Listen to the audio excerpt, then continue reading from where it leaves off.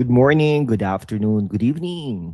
This is Lan from the hashtag Walk with Lan. Wherever you are, welcome and welcome back to our channel. Okay, magandang araw po Inuulit lang no? Ayan, ang ano po natin ngayon ay paano kumita ng 50,000 pesos plus per month sa YouTube kahit maliit lang ang channel. Kasi ito po ang inspirasyon natin, no? Si Natasha, kumikita po daw yan ng $12,000 sa 12,000 subs. Okay, wow ito Pinoy Side Hustle 2026. I-share nyo lang po kahit anong ideas nyo, di po ba?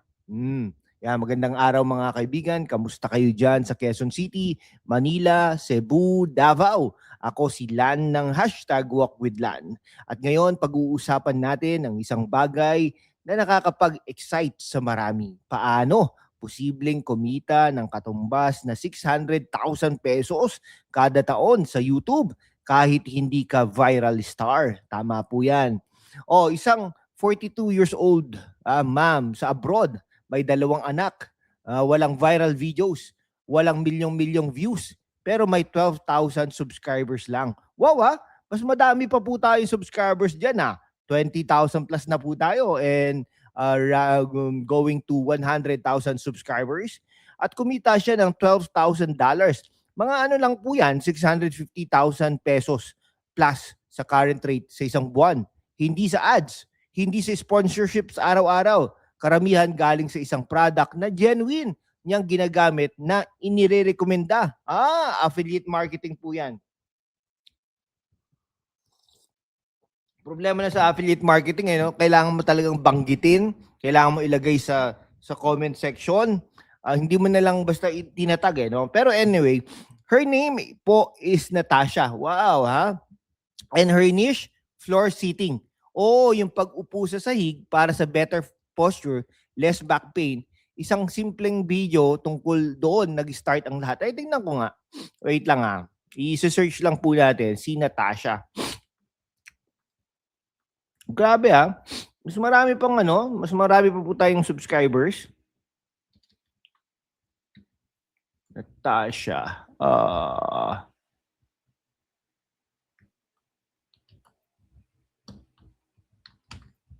Tingnan nga natin. Okay. Si Natasha. Okay Si Natasha, what really happens when you sit on the floor for 4 years? Okay. Talagang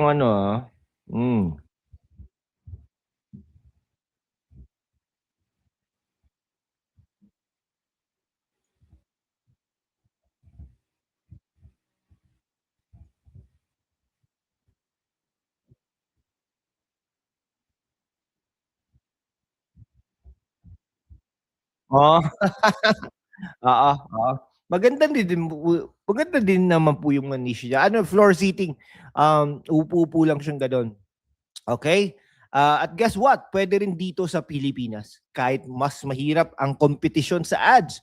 Siyempre, ang ads po dito mura lang pero pag ang nanonood sa iyo US, mataas yan. US, Canada, Australia, etc. So, dapat targetin natin yung mga yon. Marami naman tayong mga OFWs, 'di ba? At mga kabataan. Mas mataas ang tiwala ng Pinoy audience kapag authentic ka. Tama naman po. Today, ilang mga minuto tayong magsasama-sama. Ibabahagi ko sa inyo kung paano gagawin ito step by step. Pinoy style. Yan Kung iniisip mo na hindi ako creative o wala akong time o na-miss ko na ang trend, manood ka hanggang dulo. Like and subscribe na para hindi mo makalimutan. Yan. Si Natasha po ay 42 years old ma'am of 2 neurodivergent kids. Late diagnosed ODHD. Hindi siya nag-start para maging influencer. Nag-post lang siya ng video tungkol sa pag-upo sa sahig dahil helpful sa kanya para sa back pain at better focus. Talaga.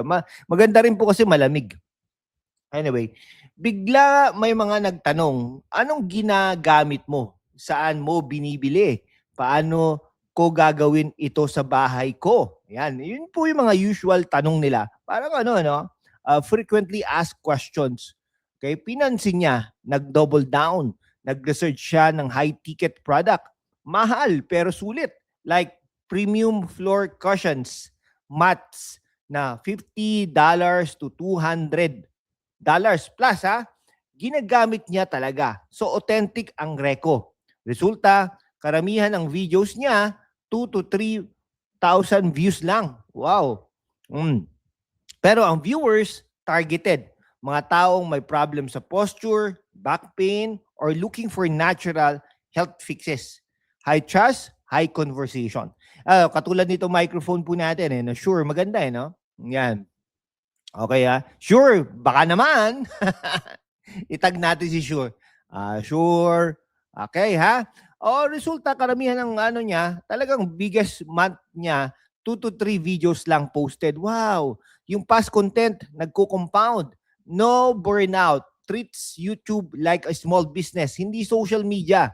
Ako mismo mga kaibigan, na Pinoy creator, na may, po ako may 20,000 subscribers na po tayo. Kumikita lang naman tayo, tutut! Yan, similar approach naman. Gumita na po tayo sa affiliate. Talagang, syempre, may mga genuine reco tayo, no? Katulad nitong ating microphone. Sure. So, applicable ito dito. Okay? So, why it works in the Philippines? Bakit effective ito sa Pilipinas ngayong 2026? Okay? Maliit na audience pero high trust rating. Sa Pilipinas, mahalaga ang tiwala. Kapag Pinoy ka, nagsasalita ng totoo at may shared experience. Kunwari, traffic, init, back pain, from long hours sa small call center BPO, mas madali mag-convert. Hindi kailangan ng viral, focus sa problem-solving content. Anong common na ng problema ng mga Pilipino at dito sa Pilipinas?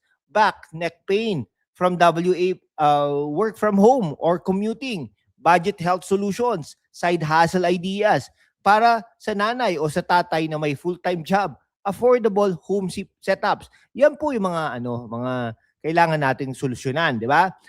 Parang sa IT, we are giving solutions. Okay. High ticket affiliate possible. Hindi low price items lang. Sa Pilipinas, pwede mag-promote ng online courses, digital skills sa Udemy, teachable affiliates, or local like fitness yoga programs. Okay? Health gadgets, posture correctors, ergonomic chairs, floor mats, cushions via Lazada, Shopee, affiliates, or international like Amazon if targeted. SaaS tools, o Canva Pro, Grammarly, or business tools for freelancers, high recurring commissions. YouTube Shopping affiliate available na sa Pilipinas. Need mo 5,000 subscribers pero build muna. Ayan. Kumita na po tayo dyan, no? Ng konting dolyar. Ayan, supportahan niyo po ang ating channel, ha? Halimbawa, isang premium floor cushion set na 3,000 to 10,000 pesos. 10 to 20% commission yan. 300 pesos to 2,000 pesos per sale. 10 sales per month. Wow, 10,000 plus. Easy money, no? Ayan. Low effort, high compound. Post 2 to 3 quality videos per month. Let SEO plus recommendation do the work. Hindi ads ang main. RPM sa Philippines mababa. Ang baba lang, totoo naman po yan, 0.5 to $2 per 1,000 views. Sa atin, mga lang $1 to 1.5 yan. Medyo mahina. Pero depende depende sa mo. Sa politics, mga ganun mga 0.5 until $2 per 1,000 views. Pero grabe, kung kunwari, 1 million views, magkano na yun, di ba? Kwentahin nyo na lang po. Okay, di ba? 2 times 100. Di ba? Magkano na yun? 200. Times 10. Di ba? $2,000 was 1 million views, mga kaibigan, di ba? Kundi affiliate plus trust. Siyempre, no? Paano, ang tanong, paano natin gagawin yan sa Pilipinas? Ito ang simpleng system para mag-start ka ngayon. Find your accidental niche, 2 to 3 minutes. Ano ang problema na naranasan mo na maraming Pinoy din? Halimbawa, back pain sa work from home, budget meal prep para sa pamilya, paano mag-side hustle bilang nanay. Gawin mong first video, may simple floor seating routine para walang sakit sa likod. Film mo sa bahay mo, mga kaibigan. Pay attention to comments, questions. Ayan po ginagawa natin. Sagutin sila sa susunod na video. Build community. Choose a high-ticket product you genuinely use. Test muna. Join affiliates. Lazada affiliate, Shopee affiliate, ClickBank. Digital yan, ha? Amazon associates. If international shipping, okay. Or YouTube shopping, pag eligible, ha? Halimbawa, recommend a 5,000 plus ergonomic mat or online course na nakatulong sa'yo. Ayan, ha? O create intentional views content. Titles like, bakit ako uupo sa sahig araw-araw? Back pain gaan plus honest review. Low views, okay. Basta buyers ang nanonood. Okay, ha? Post consistently pero hindi daily. Use free tools. Canva for thumbnails, CapCut for editing, pin videos with affiliate links in description plus pinned comment. Okay, ha? O aim for 1 to 2 videos per month. Okay, per week. Max natin, let all videos earn passively. Ayan, parang nangyayari sa atin. Marami tayong videos na at grabe last year, kumikita pa rin, no? 2 years, kumikita pa rin, no? Maraming salamat po sa inyong lahat, no? Pero itong realistic naman dito sa Pilipinas. Start with 1,000 to 5,000 subscribers in 6 to 12 months if consistent. 10,000 to 50,000 monthly possible with 5 to 10,000 subs, ha?